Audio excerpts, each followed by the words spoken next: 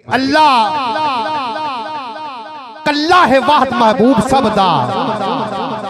हर कोई अल्लाह दा जिक्र अज़कार करदा, रोजी ओनू भी मालिक आप देवे।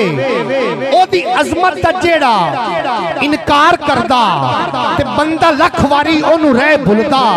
करम रब सच्चा पार पार करदा करदा नाज़िल अज़ाब ने असां उत्ते उम्मत नबी दी समझ के प्यार करदा।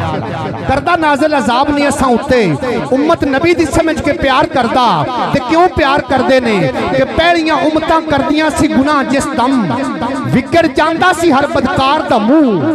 हुणे हर बंदा गुनाहां दे विच रचिया, हुण क्यों नहीं बिगड़दा स्याकार दा मुंह। हाफिज कसम खुदा दी गरक जहान होंदा, बस यार नू मारदा है ना यार दा मुंह। जे गल च मुहब्बत दी चोली ना हुंदी, किसे दी भी पुरबाश झोली ना हुंदी, भला कौन कुरान नू पढ़दा ना सिर जे मेरे आका दी बोली ना।